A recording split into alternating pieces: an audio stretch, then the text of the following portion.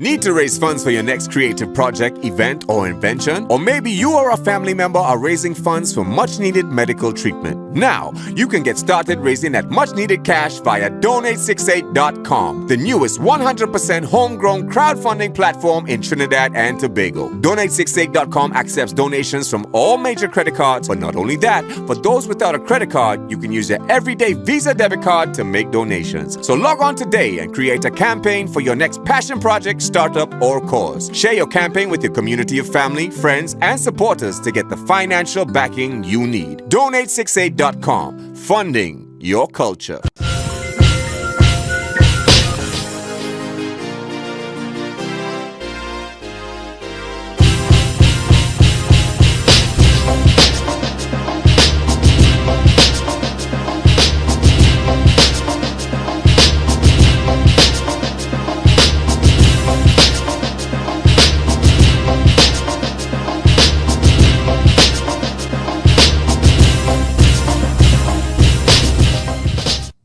Yes. Welcome everybody. Welcome to Wednesday.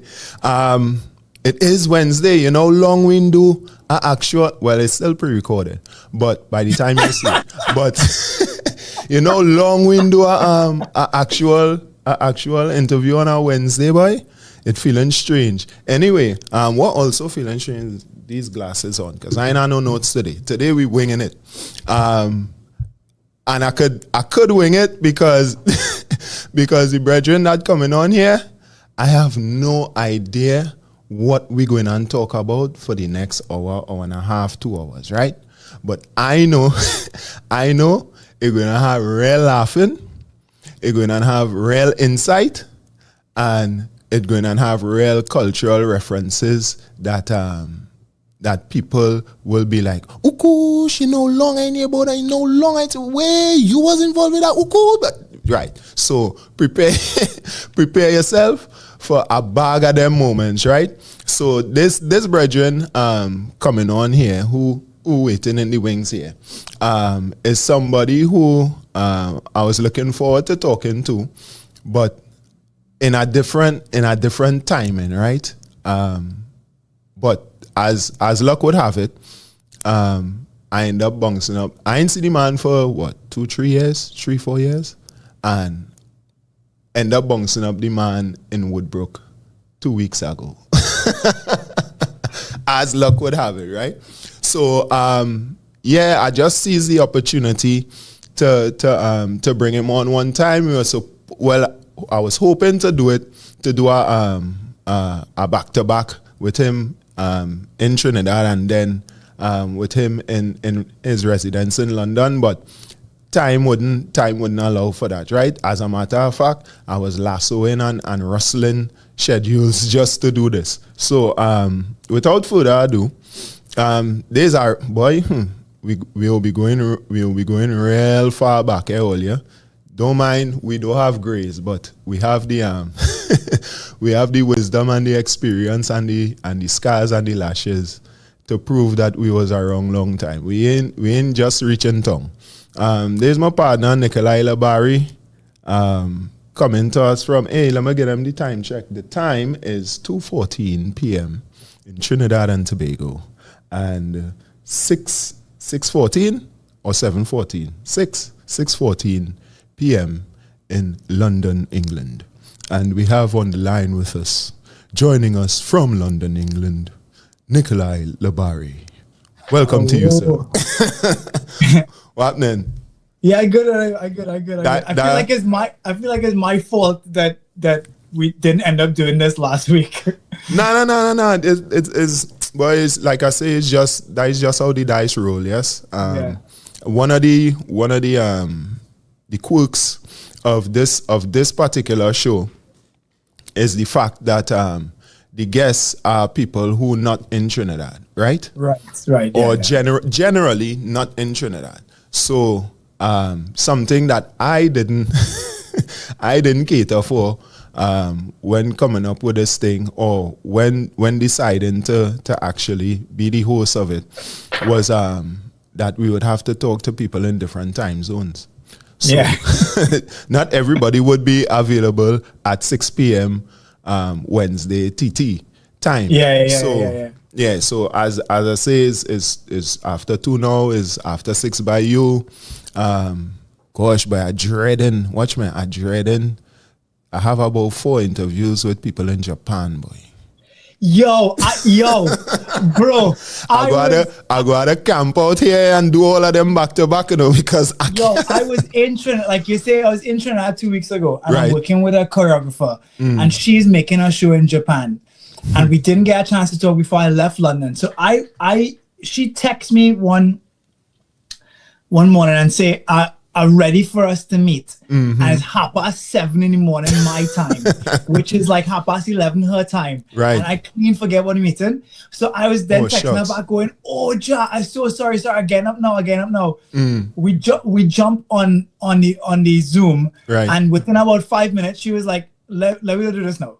Because I sleepy and you look like you just wake up. Girl. It ain't go match. No conversation to have now. So we just cancel it and So when I come back. So it's a lot of that. The juggling. So my apologies, people. We didn't have a show last week, but it's not Nicholai's fault. It's my fault. But and it's just the way how the show is, not to make an excuse, but we really do have a scheduling dynamic that is something we're working on, but we need money and we need staff. So until that organized, we might miss a week. I hopefully I try and not for it to be a trend for us to have 2 weeks. 2 weeks without a show, right? But from time to time, we might have a little miss because people in different time zones and everything. Real talk. Everything can link up within that week, right? So we sorry, but we trying. We also broken, so we need sponsors. Right? So, but let me get to the matter at hand now, because we will be cracking jokes for 2 hours, and all you go feel is a different kind of show. My partner here on screen is someone, to me personally, who has always been a cultural link, and a link to the arts for me. And I would explain. Can I explain? Yes, in school days, I know Nicholai acting and being involved in performing in things in school. He is a few classes before me. That's 2-3 years. 2-3 years. So he would have left school before me. And when I made my transition out of secondary school, he would have found which we're going to explain, but he would have found his footing in a lot of cultural things. And since those days, we didn't have cable and everything, pretty much prime time. Before news, prime time kind of hours, before 10 o'clock, everything was local. Or most programming was local. We didn't have more than 2 channels. So every so often, I would see the brother on TV. And I was like, hey, look, Nicholai, why? Sometimes, and he would explain this because I'd ask him all this one. Sometimes we all would see him on TV and we would notice him because he in a costume or some kind of other, I wouldn't say disguise, but another, variation of himself. So what I like to do, Nick, before we get into the meat of the thing, is get a sense of the person that we're speaking to and their background in Trinidad. So I don't know how far back you want to go, primary school, but definitely secondary school, formative years kind of thing. Give us a little background, the family, the area that you come from and thing, because trust me, it's important for future reference. I hear you. That understanding where we come from is vital. I let me digress for a second. I was listening to Omari this morning, and and he was commenting that when we was coming up, it felt like there was a generation above us that was holding us, right? That we could go and talk to, that we could access, that we felt like we had access to. And he was lamenting the fact that the men who in Trinidad and Steam and Zest now, it feels like, and he said, yeah, and to be fair to him, he said he didn't know it, but it feels like there's a gap in between them and us who feel like people who should be holding them now, right? And he was actively trying to bridge that gap and see how we could do it. So I think things like this, talking about where it come from, is really important, because I grew up on Charlotte Street. I grew up in Shafford Court on Charlotte Street. And the brethren and them who I grew up next to, still there when I went back last week or 2 weeks ago. And, you know, it's still love, it's still all that. So I grew up on Charlotte Street in Shafford Court. I went to St. Anthony's in Diego Martin, or West. And Westmoreland Junior Westmoreland by the sea. Nah, it's definitely Westmoreland now. It's not no Diego. Yeah. You know, I didn't even go west when I was, anyway, that's a whole next story. Right. And I started, so my parents were always involved with Peter Minshall and Noble Douglas, and my dad has worked for NCC for 50-something years. Wow. So always involved in Carnival and Mac Ward and Mass Camp Pub and he was always a mass man. My dad always was involved in mass, and my mom by extension was always involved in that too. So when I was 10, and we used to live somewhere. We used to live on Laventy Road before, right? And we got this, and they built those apartments in Shafford, and we moved from Laventy Road to Shafford. And I could have been about 10, and my mom was like, "Right, you not coming home from school and being here. Any after school activity you'd have in school, you do it. You're doing it, yeah. Like it didn't matter what it was. Like I don't want you home before 5:30, 6 o'clock." Wow. And so now I was racking my brain to figure out what to do in school after school, because we're in the middle of a field in Westmorelands. Like it barely have things to do in school half the time, rather than after school. So bro, I was on the swimming team. I was on the recorder team. I was on the debate society. Debate society was me and one next brethren and a teacher. That was the whole debate society. Chess club. Like anything, yeah. Anything it had to do after school, I was doing. The only thing you didn't do is cut grass. I was doing that too. Remember the agri plot down the corner? Oh shucks, yeah. Oh, you was on that? Yes. Boy, don't make joke. When you had a live in school till 5:30. But that's the thing, yeah. We would have been leaving, so I didn't know. I knew you staying back there. I stayed in school to do what? Or like as I progressed through school, what my mom sent me to do too was like lessons in different things. But what really happened was that because on Saturday mornings they didn't want us hanging around there either, and my sisters were in Noble Douglas dance school, right? Lilliput Theatre. And so I started going to Lilliput Theatre when I was 10 years old, and from that I started acting in Lilliput, and that was a wrap. That is why you were so good in the acting. Right. I had two excellent teachers, right? And I was going to Lilliput from 10. And so by the time I was like 15 or 14, 15, because and Trinidad is an entirely very, very small theater community, right? Yeah. If you do 3 or 4 shows, these people realize that you have some kind of vibes about you. You're willing to, and I've always lived my life since I small in like say yes more than you say no. So if it have a thing to do, I doing that. I go in and doing this next thing and that next show. I want to read this thing. I want to write poetry. All those things. I was doing that. Yeah. And so through, by the time I'm 14, 15, I'm on stage with people like in bigger productions. So I doing Raymond Chukong shows or Bagash show. Right. And also because I wanted to learn, I will be a stage manager or a stage hand or something too, because I wanted to be around Something people. behind the scenes, yeah. Yeah, and who were also just giving me opportunities and paying me too.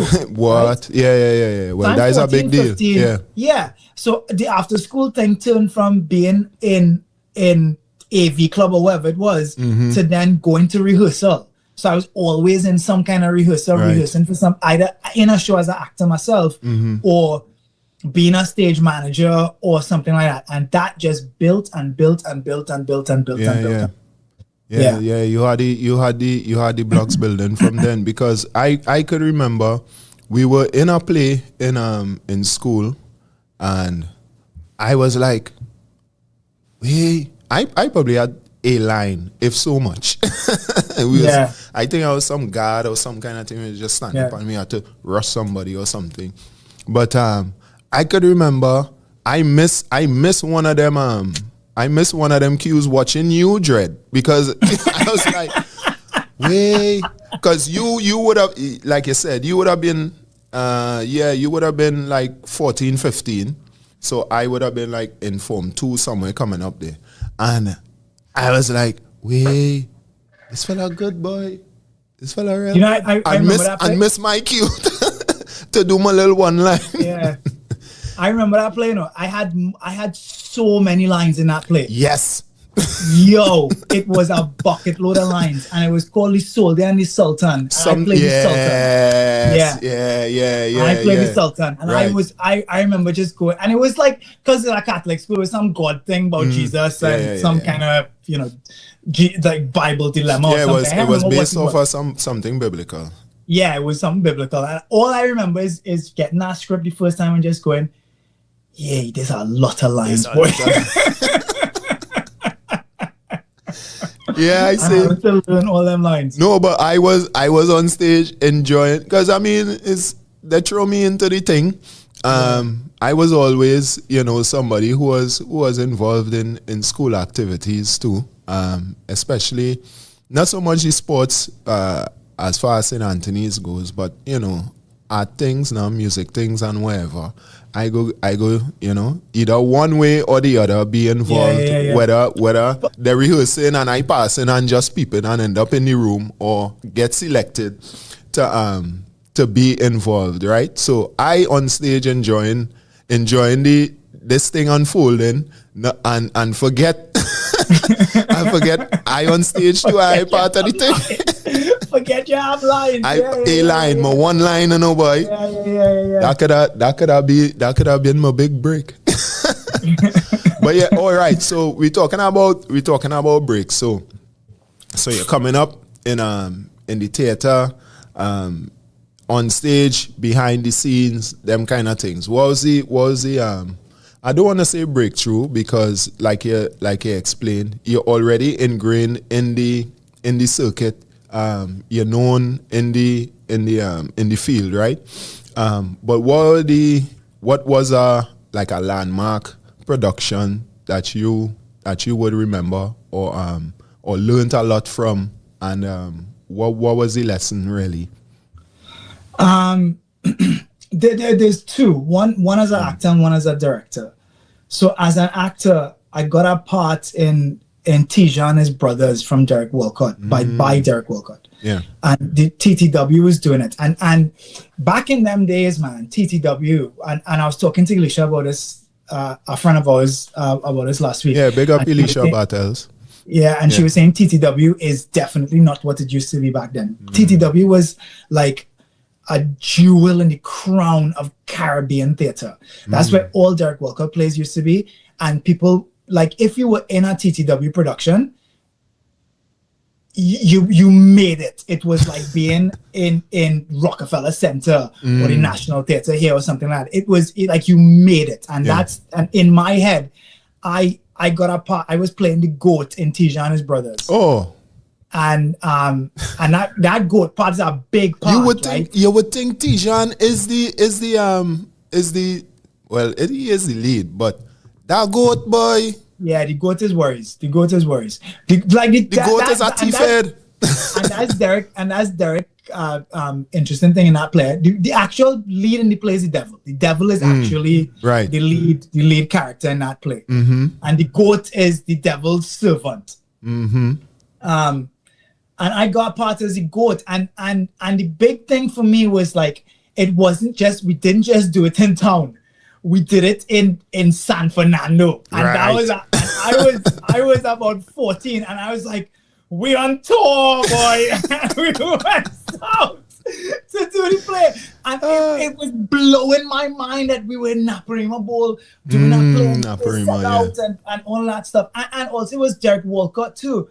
My like, I meet the Fugees, Sly and Robbie, I meet Jodeci, I meet all kind of artists in my life. Right.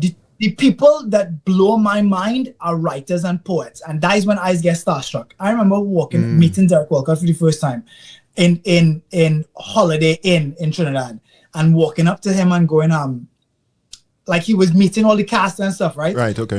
And I was like next in the line to meet him, and I go up to shake the man's hand, and I go, the fishermen rowing homeward in the dust do not consider the service through which they go. You start quoting the man in front. Right? And I opened big, and he just went, all right, yes. All right. I moved cool. on. I was just like, oh, what did I just do? So, yeah. And right. Is that level of fandom? Yeah, complete fandom. Writers, yo. I'm like, and then the other like seminal moment as a director was, so in Lilliput Theatre, the way that it worked back then was that there was like a core company of actors. There was about 11 or 12 of us. Right. Like we took over, and there was a set of people before us, and then we came in, and they realized that these kids, real precocious, know what they're doing, want to do things. So they just looked at me and Elisha one day and said, Elisha writing the play, Nicholai directing it. That was it.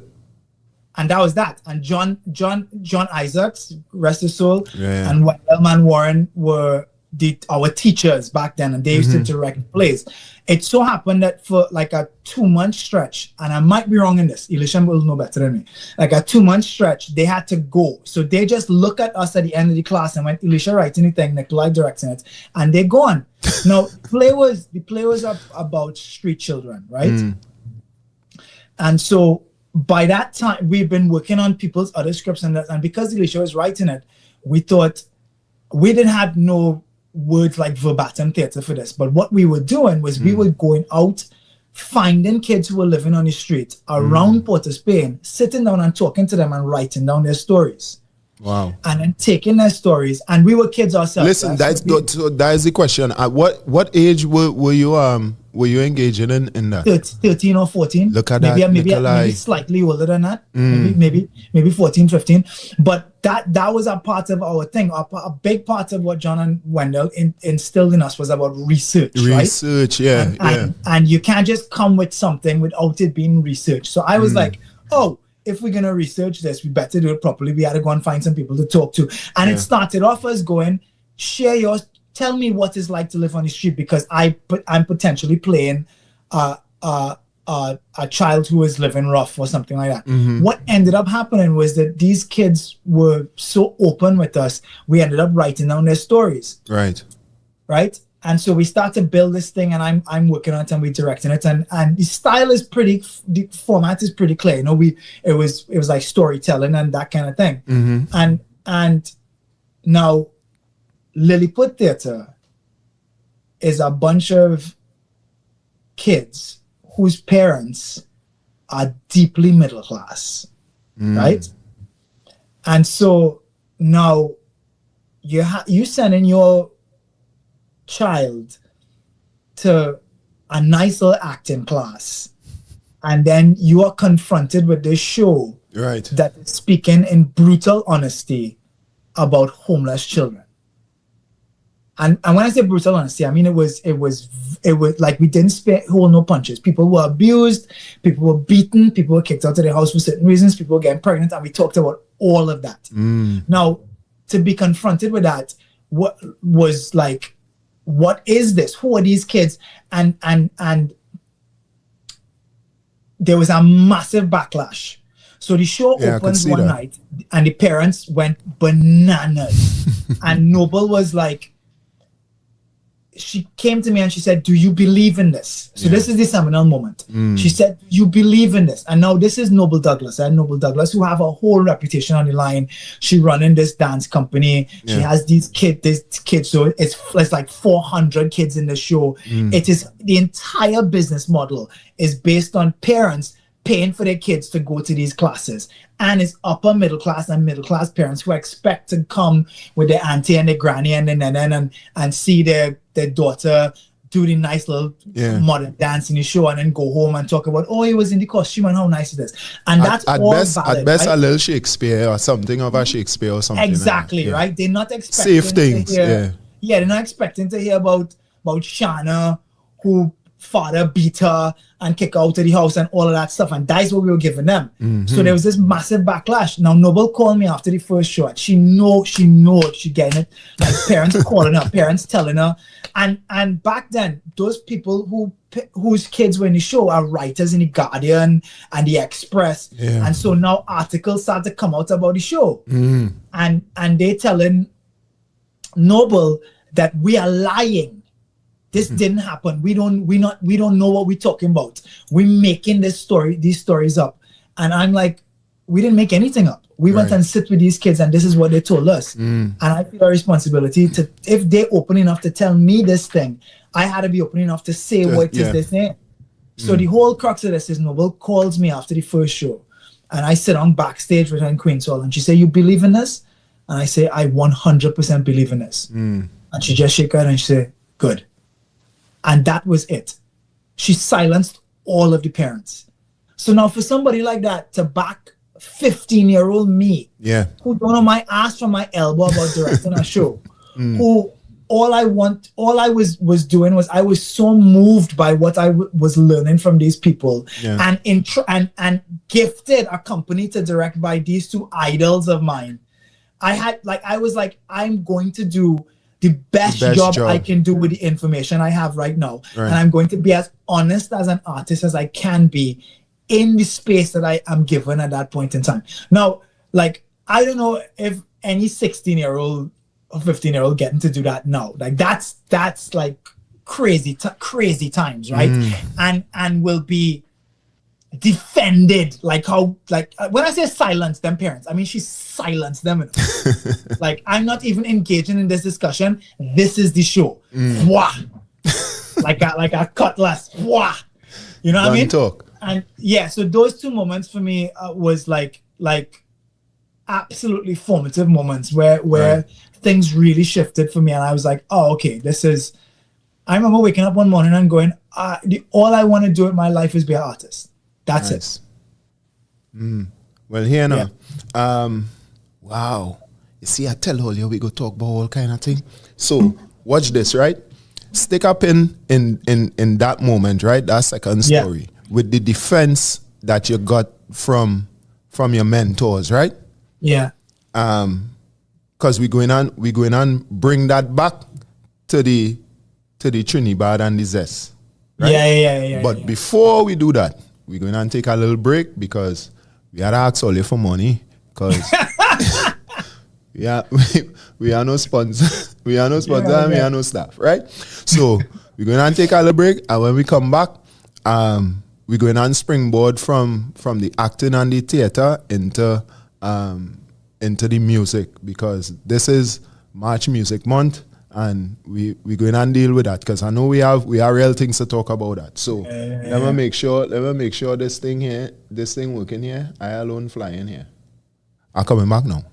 Need to raise funds for your next creative project, event, or invention? Or maybe you or a family member are raising funds for much-needed medical treatment. Now, you can get started raising that much-needed cash via Donate68.com, the newest 100% homegrown crowdfunding platform in Trinidad and Tobago. Donate68.com accepts donations from all major credit cards, but not only that, for those without a credit card, you can use your everyday Visa debit card to make donations. So log on today and create a campaign for your next passion project, startup, or cause. Share your campaign with your community of family, friends, and supporters to get the financial backing you need. Donate68.com, funding your culture.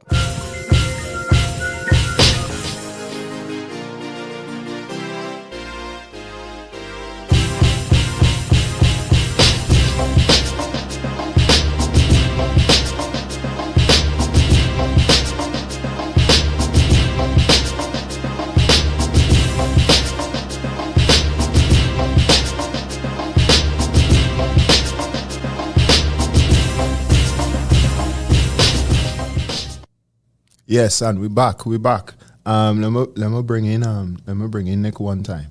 So right. So when last we were on screen, you gave us the background into your formative years, exposure and experience in the theater and acting on stage and behind the scenes, right?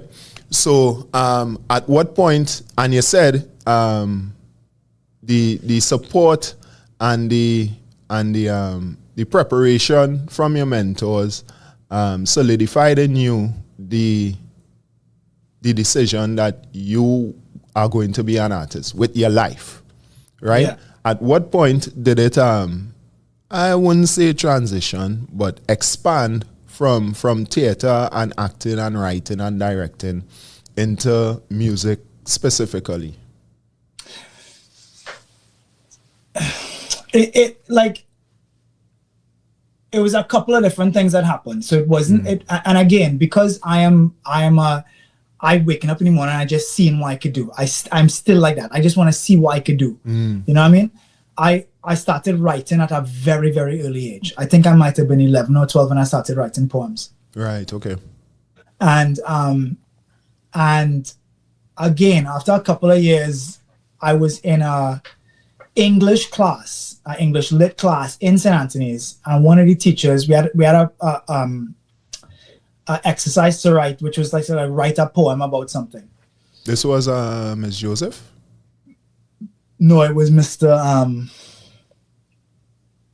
I can't remember the man. English lit would have been Kalu. No, it wasn't Mr. Kalu. It was a younger guy. I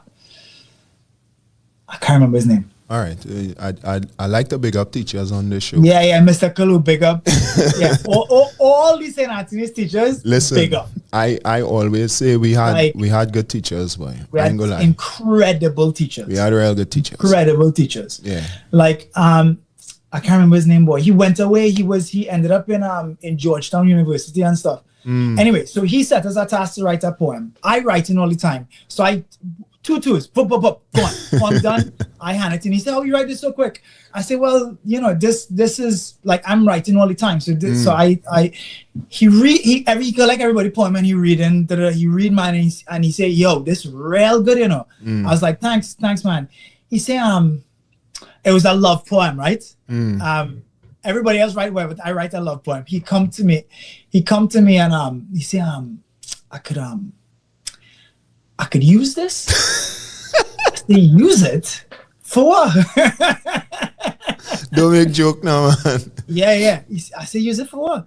He said, well, I'm going out with this girl and I want to give it to her. I was like, all right. He said, I'll pay you for it though. I'll pay you for it. I'll give you $20 for it. I was like, all right.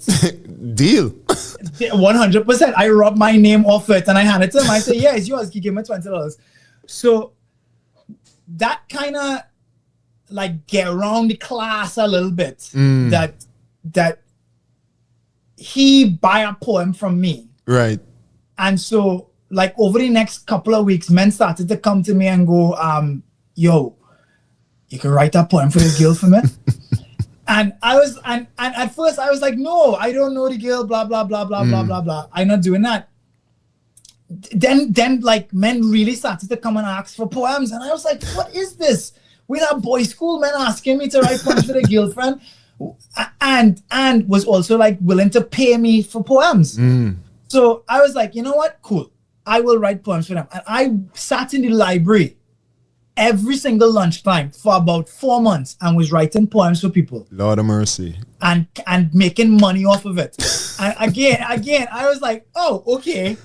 So Nick, I did not know this about you.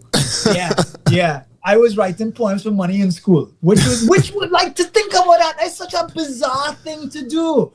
And so literally I was like, what's your girlfriend name?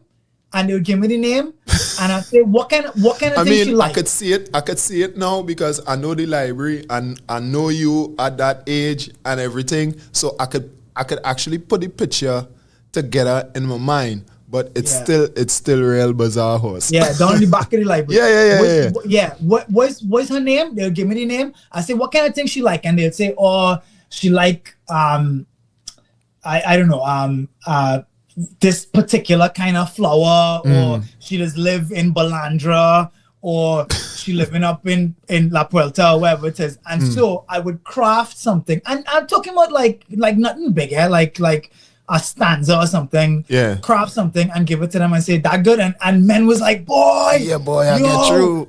Yo, I give you the poem, and oh God, boy, that real. Yeah, back in the days was poems then. Right? So I started writing from then. And then my brethren Newton, you know Newton, right? Yeah, I know Newton. Yeah. So, right. So that's the poem thing writing now, right? Because I love reading. And then I was in a taxi coming round Observatory Street one afternoon after school, and I hear tum tum ch, tum tum ch. Didn't you know? Yo. Didn't you know this Trinidad damn well flow? And my fucking That was mind it. exploded. That was it. Exploded. I didn't even come out the car. The car passed off the street and going downtown. And I listened to the whole song. Then I come out the car and I walked home in a daze. Yeah, in a complete daze. Because I was like, what is this? Yeah. What do you mean? Didn't you know? I didn't know this really could flow. No, I didn't. No, I didn't. I didn't know this really could flow. Yeah, that was a bomb. That was a bomb. Brother? Gettorians was a bomb. Bomb. Gettorians mash me up. The name. And Gettorians. yeah, the Gettorians. Yeah, I was like, wait, what? Yeah, Gage and them. What? Yeah. Mash me up. Yeah. I had an sorry to cut you, but I had a real it was 2 shows ago. We had Sheldon hold on. Yeah. Listen, and we went crazy on that RS video, boy. Yeah, boy. Them and the thing is, what I'm saying is, and not to just be nostalgic or say that them times was better than this times or whatever, because the time is the time, right? Yeah. But we had so many of those moments, boy. Yeah. That was, and you only realize what a moment that was. Like, you can't realize the moment you're in at the time, right? You had to be living the thing that you're doing. Yeah. But you realize that the high watermark for dancehall, and I'll come back to this, but the high watermark for the cultural change in Trinidad was 94 to 98. That right. was like a whole other thing was happening in that time period. And if you was around in that time period to be like Omari and I'm a little bit older than me, but I was the one they were speaking to at that point in time, right? Yeah. And so, or 90, I think it might have been earlier than 92 or whatever it is. And so I hear this song, Walk Home in a Daze, and then I was like, what is this? Where does this come from? And talking to certain people, I remember talking to Wendell, and I was like, what is this? And he was like, oh, it's Rapso. And I was like, what is Rapso? Because I didn't have any reference point yet. And I had maybe heard Lancelot Lane, the football thing, right? That football thing, or Blow Away. And then I hadn't even connected it, because they used to show Resist. Before the news, every night they used to show our song, and it was Resist. It was Ring the Bell. The song, People come on. All right, so people used to go on Dateline, right? You go on Dateline is what? 11 to 1, somewhere in that window there. Or before they had Bring Young and Restless and all that shippiness. And a musical guest come on. He perform on Dateline, and that is the music video. There. Look sharp. If you really have a big tune, you go outside in the car park, they send out 2 cameras and they do your video in the car park. Exactly. And that playing before news, that playing anytime during the day. So we watching Ring the Bell for years. For years. Yeah. For it was like we could, from the time you hear it, you have 2 responses. You either watching it and turning it up, or you're turning the TV down. Because you're waiting for news, right? 4 years watching this thing. So I never connected those 2 things, right? Yeah. And I from the time I heard this Trinidad flow, I was like, I making music. I want to do whatever that is. I want to do that. Mm-hmm. I want to do that. So I'd gone back in school and I talking to Newton and I said, I hear the song. And he said, yeah, boy, I hear the song. So I was like, bro, we had to be in a group. And so we talking. And so me and Newton made a group, right? Called Evade, Ethnic Variations. The acronyms. Lord have mercy. Say that again. What? What was that one? I can't believe I remember that. I can't believe I saying that out loud. Dan, spell out evade again, please. Ethnic variations and diverse eloquence. My God. They're reading. Bro. We write the songs. And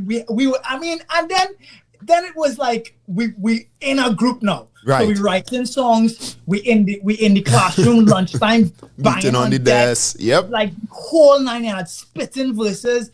I realized very early I can't spit from the wig. I like to write my shit down. Mm-hmm. So I going home and crafting thing, coming back in school, spitting it, can't get in the pocket, trying to find it. And then what happened is that Resistance and them announced this show called Breaking New Ground. So they used to have like a rap show month, right? Mm-hmm. And they would have different shows. They'd have big shows in the Savannah. They would have a show in Spectacular. Spectacular didn't exist no more. Right. Spectacular Hall. And then they would have Breaking New Ground in Little Carib. And Breaking New Ground was for the new artists. Yeah.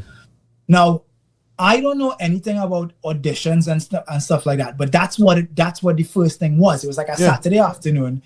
You come down and you perform your thing. And it was Wendell, Resistance, Corriga Mandela, a couple of the older heads who would like listen to your thing and then decide whether you was going to be in the show or not. Yeah. And whether or not you was whether it was good enough to be in the show, right? And if you could perform your song. More so figure out the guidance you needed too.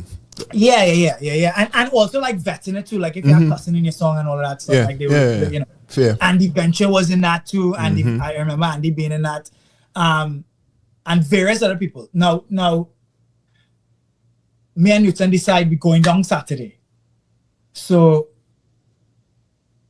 we get we songs ready, we get the poems ready, and it was like a rapping poem kind of vibes, right? So it wasn't even, I wouldn't even say a spoken word, it was more of a rapping poem. Yeah, more rhythmic. Yeah. And we went and we supposed to meet outside Little Carib on Saturday. Uh-oh. I reach. There goes supposed to. Right? I reach and the line is round the corner. Yeah. And now I start to panic because I'm like, oh shit, how I gonna do this now? And waiting for Newton. Newton never turns up. I love him. I still love him. He's still my brother. When I see him the next Monday in school, he was like, I couldn't do it, you know. And I was like, cool. We was good. Yeah. So I in the line, I waiting for Newton. Evade is the group, thing. They go in the Little Carib, we sit down, we're waiting here watching people, and I watching people perform and men spitting like real good. And I was like, yo, how I going to do this? Where Newton? Now, we don't have no cell phone. It don't have no pager. Nope. Is begging people who live next door to call him on his home phone. Yep. And his mother going, he leave already, you know. I was like, all right, cool. You just had to wait. Evade time comes to go on stage. No Newton. Nicholai. Evade and you can't evade. Right? So I walk up and Resistance say, what's your name? Where the rest of your group? I say, well, the rest of my group ain't coming on. And they kind of laugh at that, and I was like, and they say, well, what you want to do? I say, well, I could wait for him. And Resistance say, you can't wait for him, you know, you have to do your thing, you know. Yeah.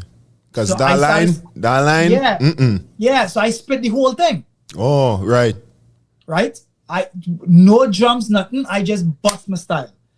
Full thing. Full. And it was something about I can't remember the verse. It was something about like obscure Trinidad towns.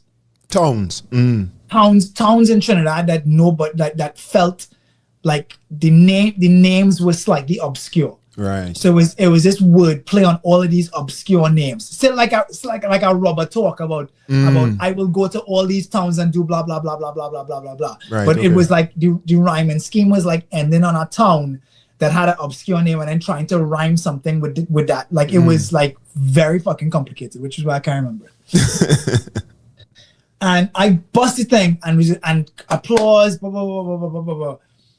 And I come off the stage and I was like, all right, so Resistance say, all right, so these are the men who are in Breaking the Ground. And I call names and my name called, and Evade name get called anything. And then he laugh again and say, well, I can't call it no Evade, it's Nicholai. That's why I call it here, Nicholai, because that's your name. Right. I say, well, all right. And then I said, so we need the show. And the show was like in 2 weeks' time. So I'm going back in school and I said, Newton, we in the show. We did it. We had to go and do this thing. He said, yeah. And then next show, Flake again. I love him still. He's my brother, but he didn't do it. So I go on and do You tell me do the man, boy. Yeah, boy. I love him to that. I love him. Yeah. He's a good soul, yeah. Yeah, real good soul, yeah.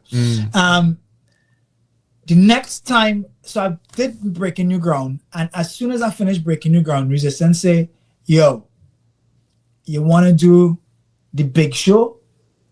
I said, big show? What? That is Rapso Fiesta or something like that. Rapso like it was, yeah, it was called Rapso Explosion. Explosion, right, yeah. Rapso Explosion. That was in the Savannah.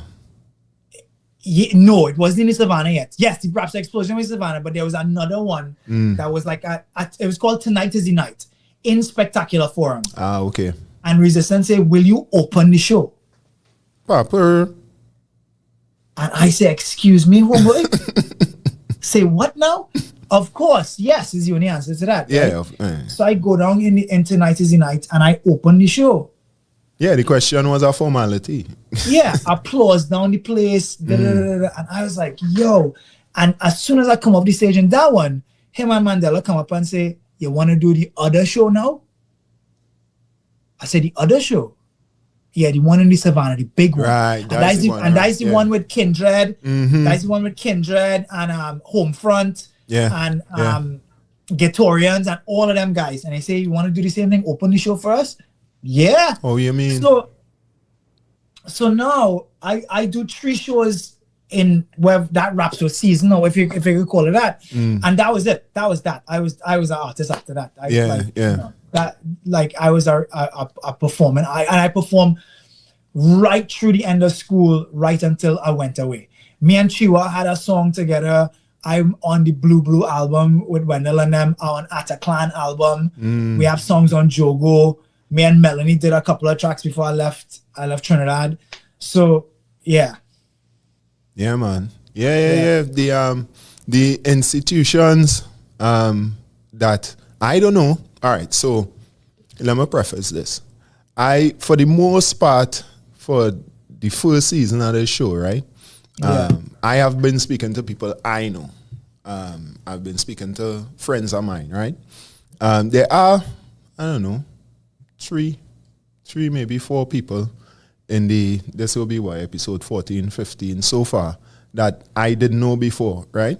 But still, institutions like Tricanal, Gael, the channel, and the media house. Who else mentioned? Well, somebody mentioned Brother Resistance too, you know. But yeah, certain institutions keep coming up. Well, the TTTs, of course. Yeah. So we definitely seeing common threads in terms of the people that live here and go abroad, especially in culture and music and thing. And is Music Month, so I guess there'll be a concentration of that. But there definitely is a connection to not necessarily those institutions, but to institutions like that existing. Right? Yeah. So, and I don't know.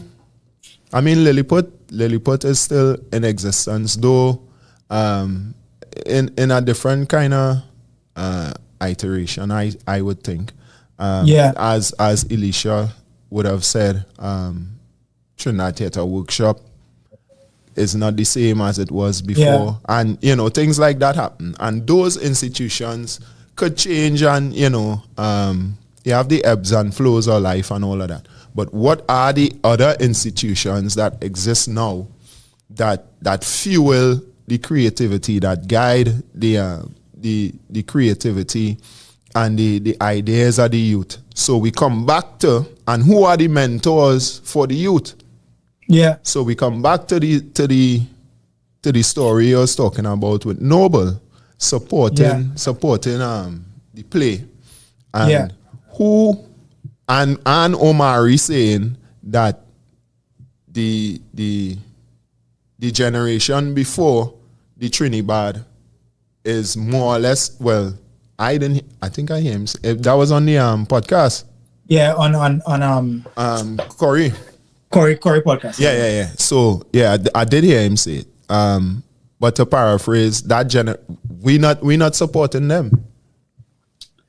Yeah, and I've been kind of mulling on that all day today and wondering why. Well, and specifically too, I have a friend who passed away from cancer about 2 years ago, right. And her husband is setting up a mentoring foundation for her, and he asked me to be one of the mentors. And today was like a meeting of all the mentors. Kind of okay. And so I was like,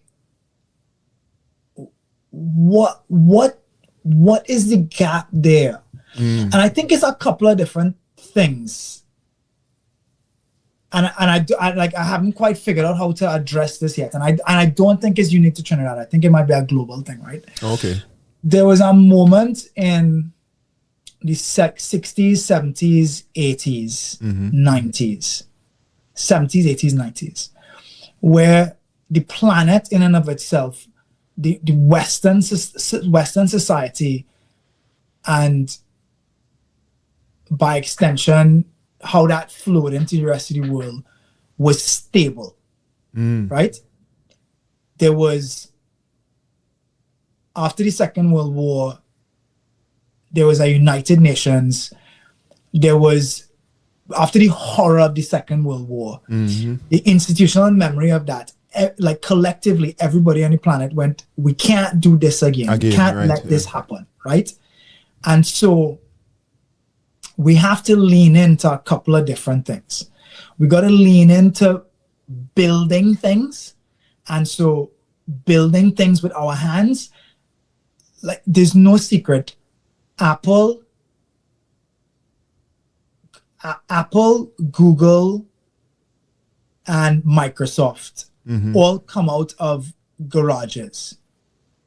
Sally, Harts, and Minshall all come out of garages, right? So there was something about that time period where people were going, we have to build things with our hands and make tangible products. Right. Like life on the planet, I might be wrong about this, but life on the planet felt like it was hands-on, right? And a relatively stable society. The oil thing was happening, people were making money, but that money was flowing back into culture, back into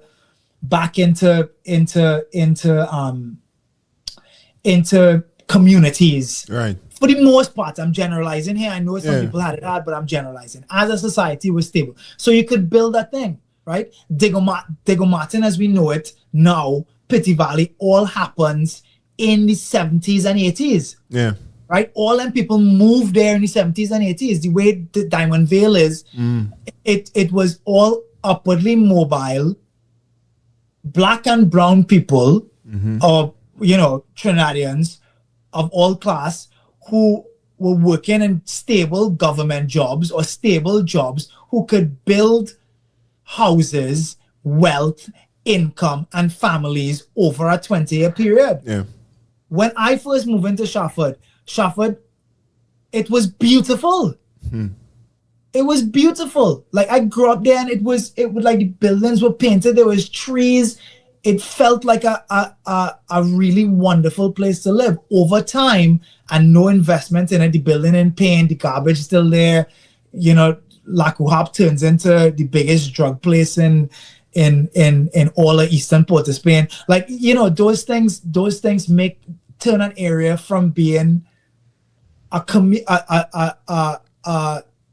progressive, upwardly mobile community into a really difficult place to live, into very difficult times. So over that time period now, 80s, 90s, we come to the point where the dollar barrel of oil drops out, the economy sort of tanks a little bit, and money doesn't flow as much, things get hard.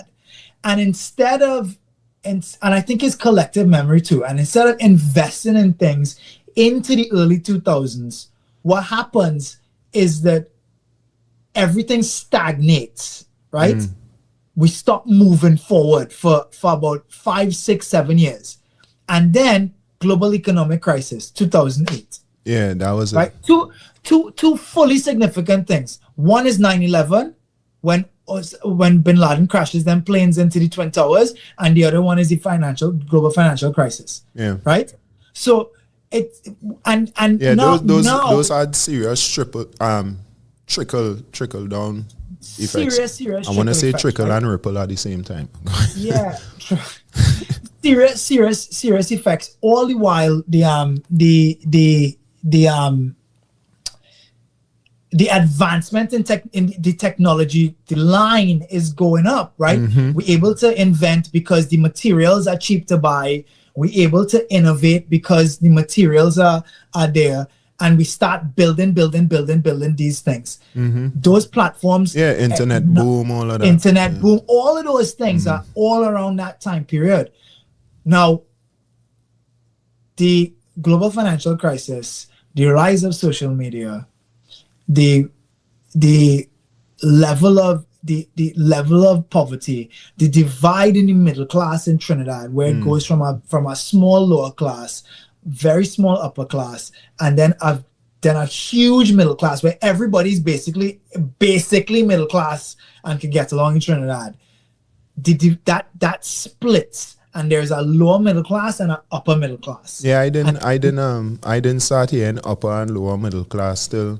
I don't know, coming down to the dregs of the 90s. Yeah. Yeah. And so the divide becomes bigger and bigger and bigger and bigger as you go along, right? And so now, and so all of this is to say that I think a perfect storm of a lot of different things impacting our little island that has been always outward looking, left us in a state of, oh, what is going on out there? And we stopped looking at what is going on here. And previous to that, it was like, we could do our own thing. This Trinity Flow is a line in the sand about all the foreign music that was happening before, all the Jamaican music that was happening before, is a line in the sand going, this is us now. Yeah, it's a declaration. Is our moment. It's a declaration. Yeah, it's a declaration. Like, let me do the thing. And then it starts to rise and it starts to go. But because as a society, I think that we paused and went, what is going on out there? Let me get some phones. Let me get this. Let me get that. Let me get. I don't know if we did capitalize on that momentum. I don't think we did, and I don't think we. And what I'm saying to you is had not to moments, let us, but we didn't. It's not to let us off the hook, but also I don't think we could have, because I think the global forces impacting us was so strong. I think the problem then is then COVID comes and just like, oh gosh, you know what I mean, just like mash up all the Lego. So I guess the interesting thing now is hindsight, right? And to look back and go, what driving around Trinidad was interesting too, because at one point I was listening to the radio and I was hearing full dancehall from the 90s when I was still in Trinidad. Right. And I had this real weird moment. I was like, where all the new dancehall? Right? And I think the high watermark for dancehall was in the 90s. when all of those artists that we're still talking about, Beanie Man, Capleton, Bounty Killer, all of them came out and still popping. In the last 20 years, I could name 5 or 6 maybe, right? That have global reach when it was all of them at one point in time. Right. So I feel like there was that moment when things paused for a sec. And I feel like the job now is to go, this was what did we not do, and how can we readdress that? What do we need to invest in as a culture? And I mean grassroots, not waiting for a government to come and do something. Yeah, because that ain't happening in a hurry. That's not happening.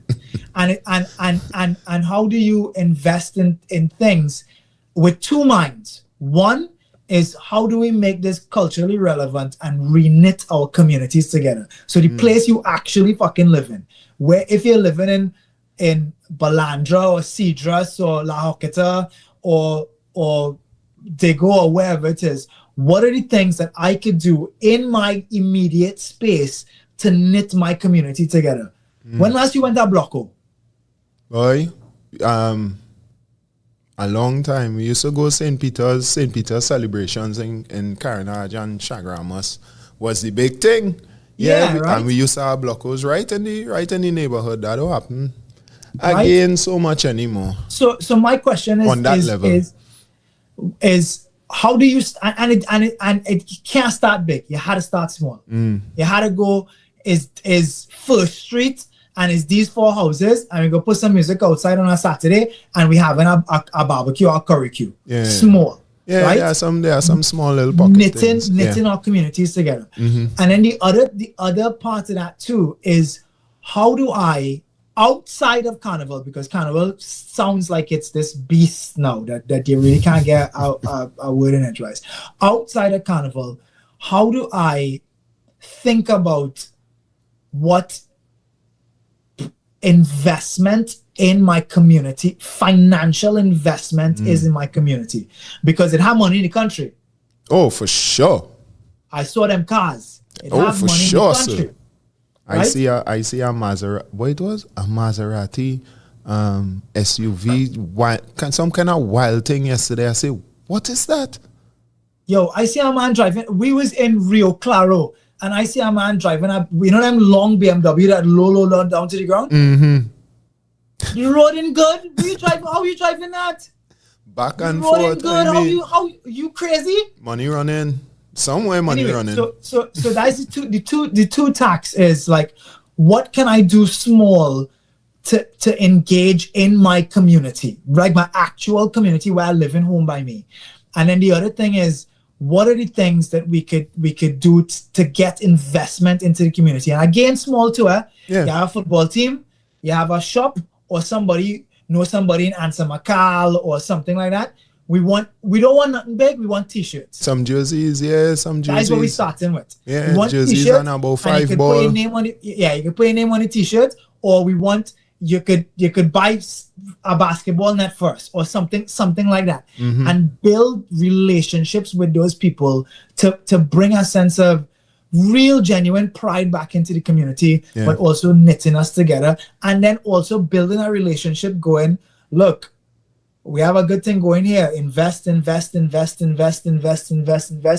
thing you know, you have a community with like a different kind of sensibility, or they have a big thing on the field or in August they're having a big festival or something like that. That's the kind of thing that I think is necessary now. And not to get stuck in the quicksand of it, because the world as it is feels like it's telling you constantly that you cannot do something. It wants your eyes on, like I find I do not check my emails the first thing in the morning. First thing I do in the morning is I get up and I read. I have books I love to read. I pick my a book and I sit down and read. Because if I check my emails the first thing in the morning, my time is now yours. because all I doing is giving you my time. And so, and then I on my phone and I scrolling. That's not my time anymore. I've given you everything. I've seen the 17 ads you sent me. So now I want to go and buy something from Back Market or something. Like, you know what I mean? So anyway, I'm rambling. I'm rambling, and also I'm gonna have to. I gotta go. Shit. I had to go because I couldn't go see a show. Oh gosh, Nick. All right, so but we got to do this again, we'll do this again. No. Well, definitely here what going on. Two things. Your participation in the show is twofold. One is your outer view, which we're doing now, and the next one will be the interview next time you're in Trinidad. Don't make it 10 years again. I will not make it 10 years. I actually gotta come back and see my father. Yeah. Right. So we'll link up and have a little sit down here, and we go expand. We go expand on things that should be out by then. Yeah. Definitely. Right. Definitely. Look, you're doing a real good thing, brother. Oh, thank you. This is so important. This is so important.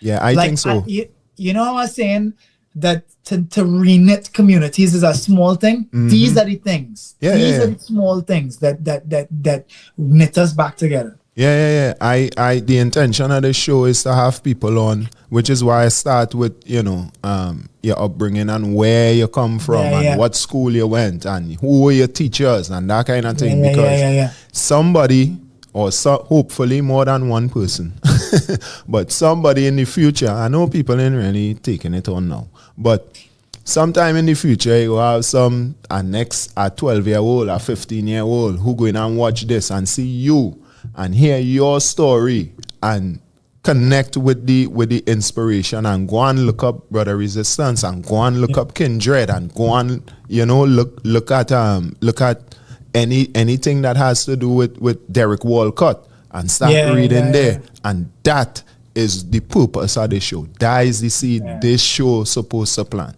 This show is not for the incendiary comments and the bacchanal and the hype and them kind of thing. I feel it. We still have clips to do, but we are no staff and we are no sponsors.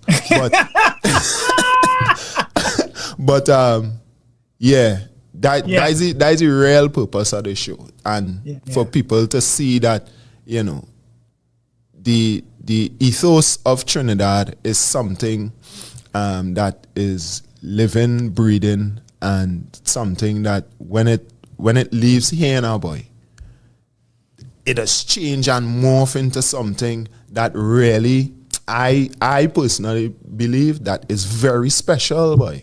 I think it's incredible. Trini's just season the world that kind of way. I love how you say that, season the world. When you have a Trini, like I say with John and thing before. Well, John Squared, sorry, John.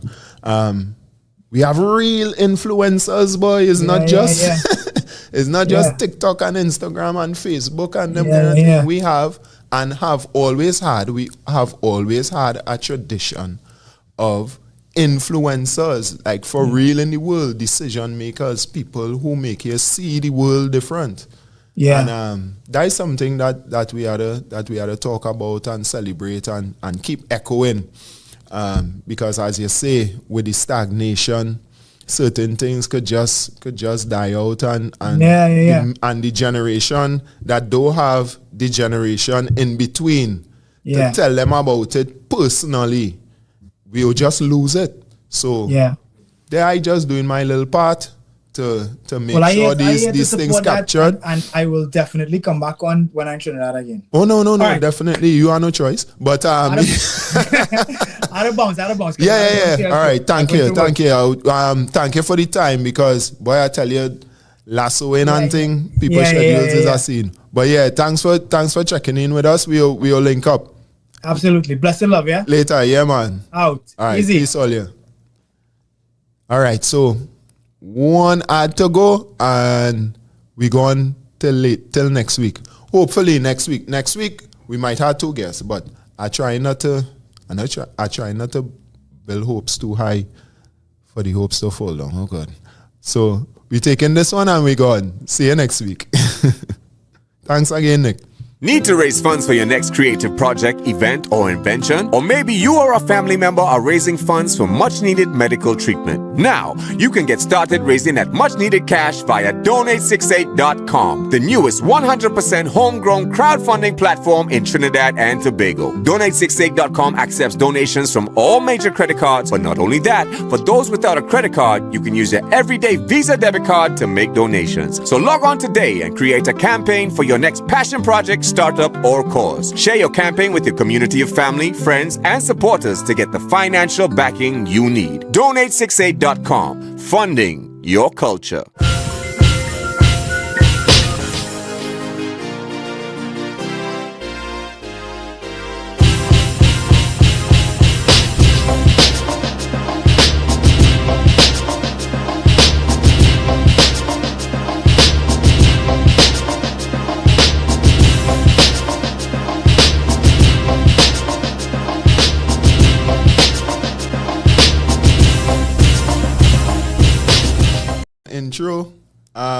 Intro to me,